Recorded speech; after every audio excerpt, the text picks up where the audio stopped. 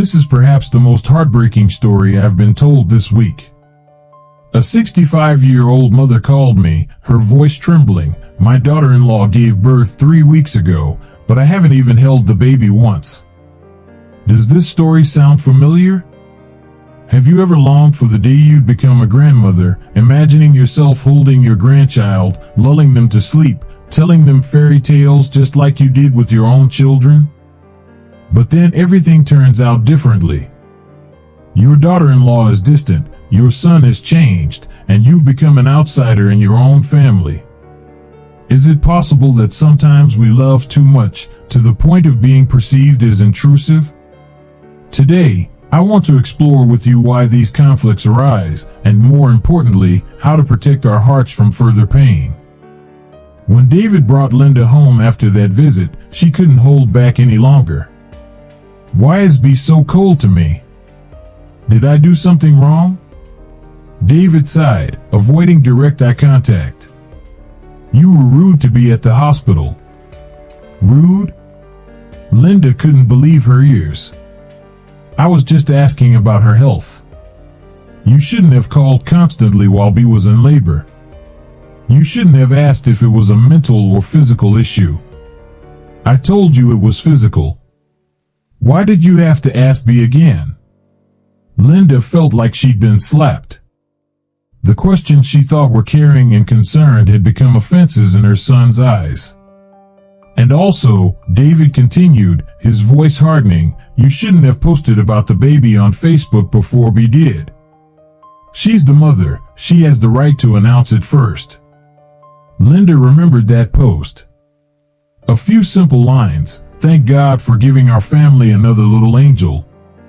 My grandchild was born safely."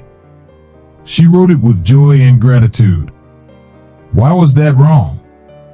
B isn't on social media often. "I thought it would be okay," she confessed. "It's not your decision to make. It's my wife's decision." Those words pierced Linda's heart like needles. The son she loved and raised was now talking to her like a stranger who had committed a crime. From then on, things got worse. David stopped picking her up to visit the baby. "I have to stay home and watch the baby, Mom. B needs my support."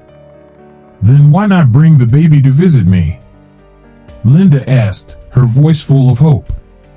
"The baby can't come to your house. It's not safe for a newborn." Safe? The house where she raised David, where Emma used to play freely, was now not safe for her grandchild. Weeks passed in silence. Linda sat alone in her large house, looking out at the garden where she had planned to teach her grandchild how to plant flowers. The rocking chair she bought to lull the baby to sleep now just sat there, unused. One day, she met Mary, her neighbor, who also had a grandchild of the same age. Mary talked about the mornings she spent looking after her grandchild, about how the baby grinned when they saw her. Linda listened, feeling a pang of jealousy and sadness. "Why doesn't Linda bring her grandchild over for us to see?" Mary asked. Linda didn't know how to answer. How could she explain that she was shut out of her own family? Linda's birthday fell on the 5th Thursday after the baby was born. A day that should have been joyful, but she woke up with a heavy heart. Last year, David and Emma celebrated her birthday with her, bringing a homemade cake. This year, the phone remained silent. At 8 a.m., Linda couldn't bear it any longer. She called B, hoping to talk directly with her daughter-in-law and understand what was happening. But no one answered.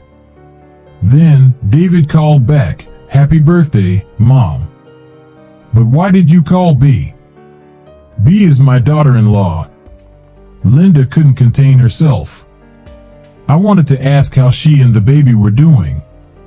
It's my birthday, I just wanted to hear my family's voices."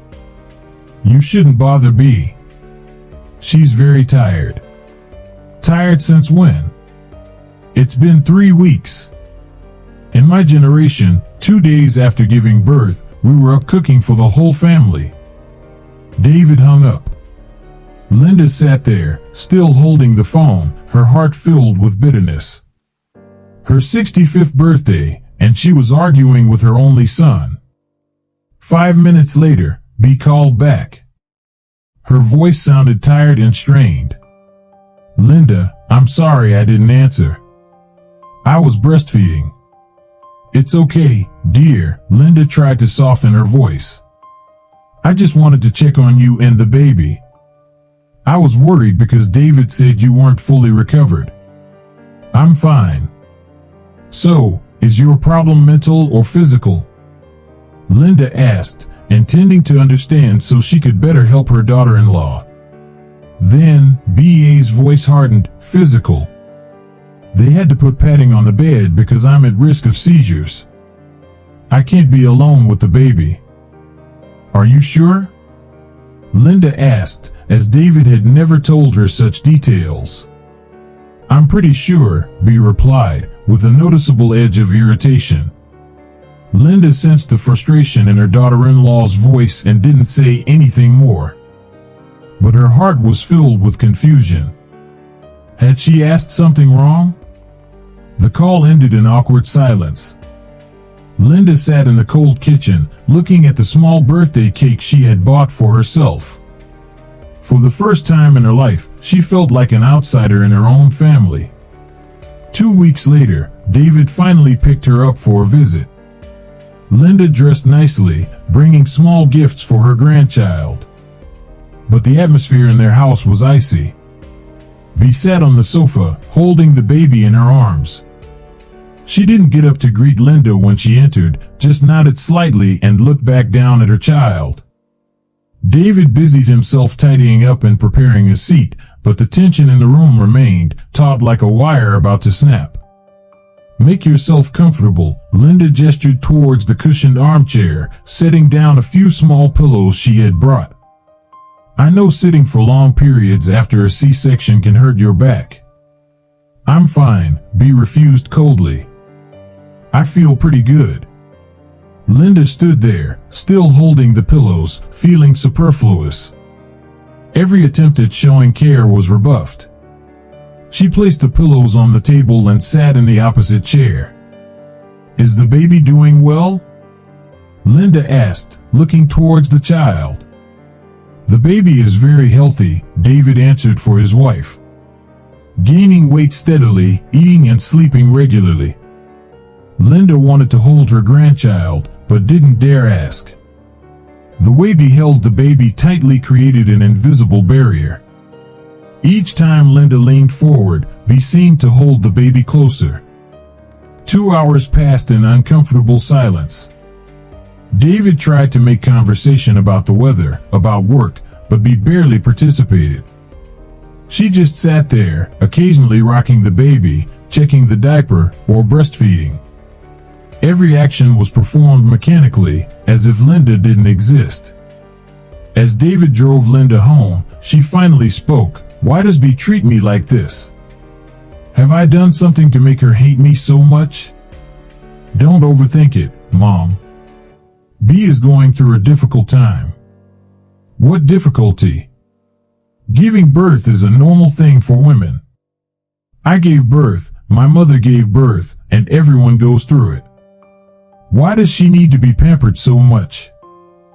David pulled the car over to the side of the road and turned to look at his mother with weary eyes. You don't understand anything. B has postpartum preeclampsia.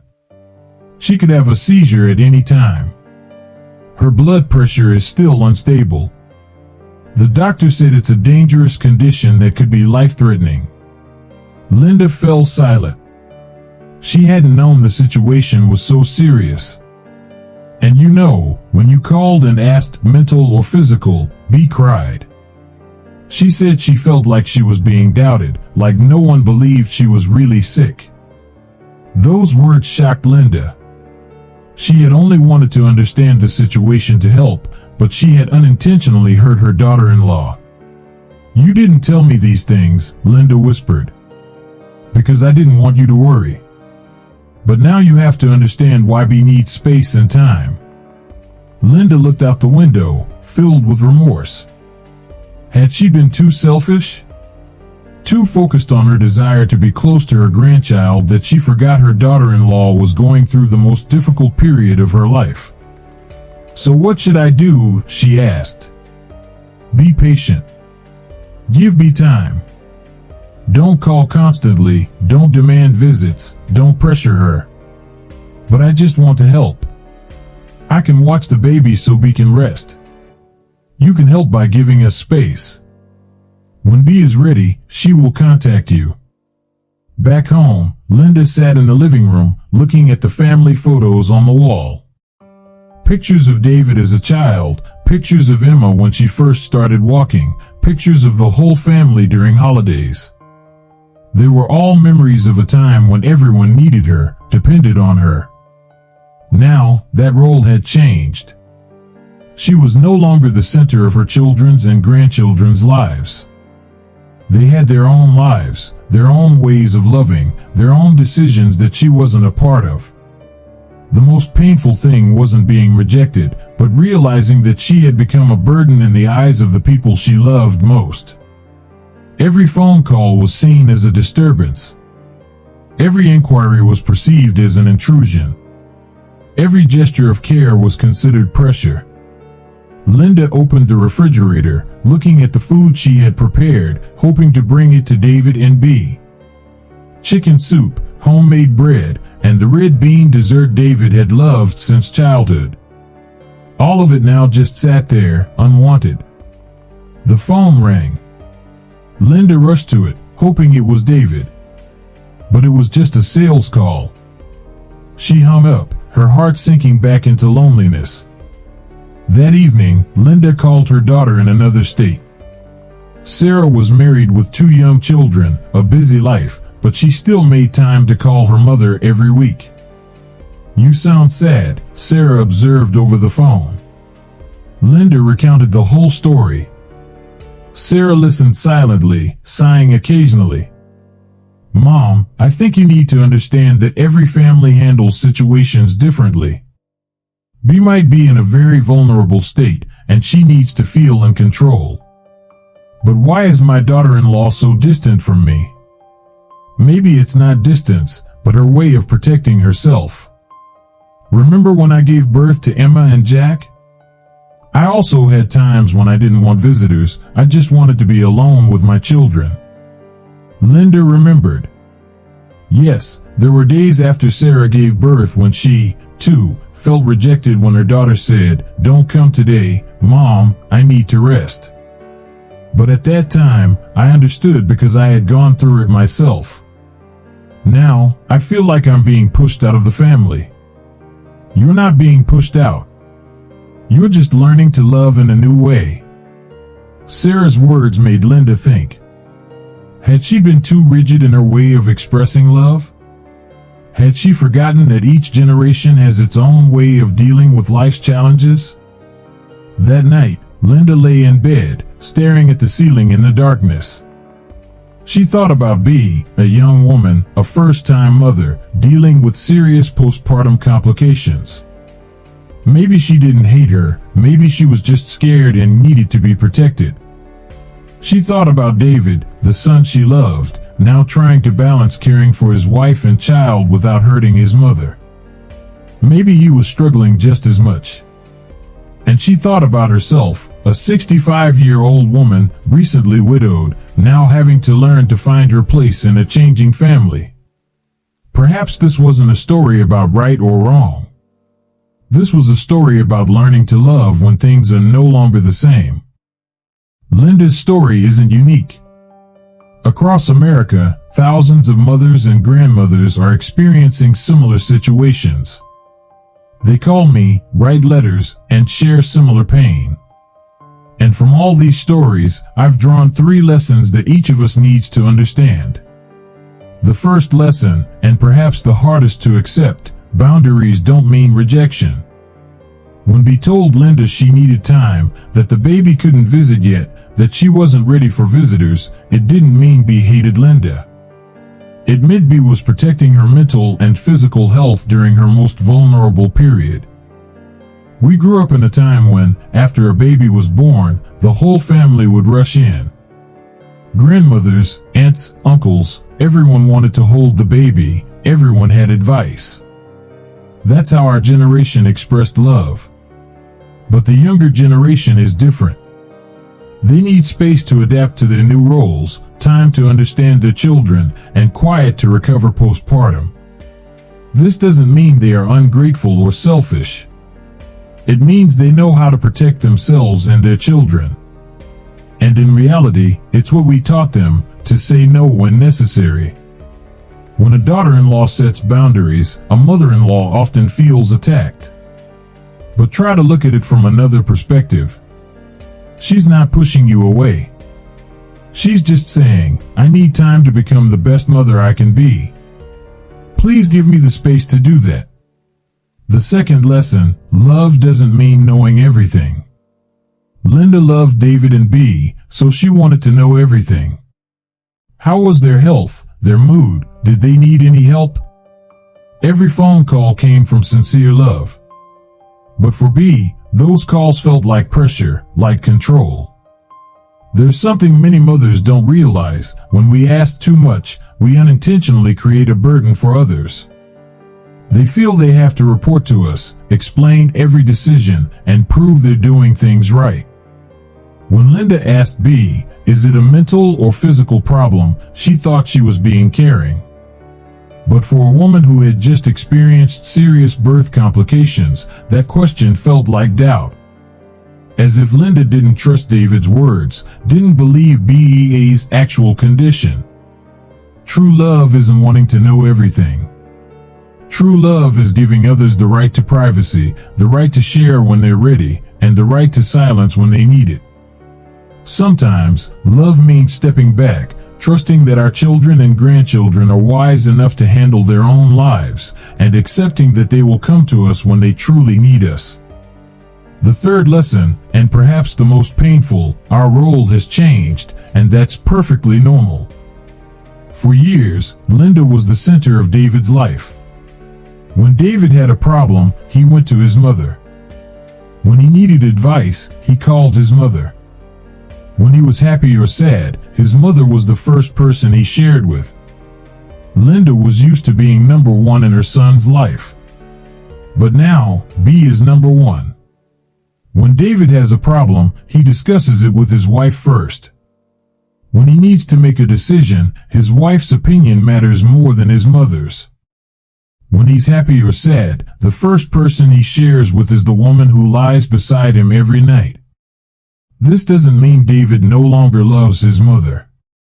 It means David is doing exactly what a grown man should do, putting his own family first. This is what we taught our children: be loyal to your spouse, protect your family, and make the best decisions for your wife and children.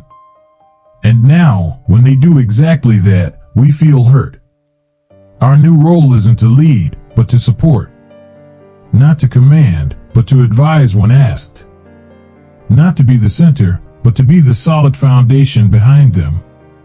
This doesn't mean we are less important. It means we are important in a different way. We are the shade-giving trees, not the train conductors. We are the safe harbor when our children and grandchildren need us, not the compass directing every step they take.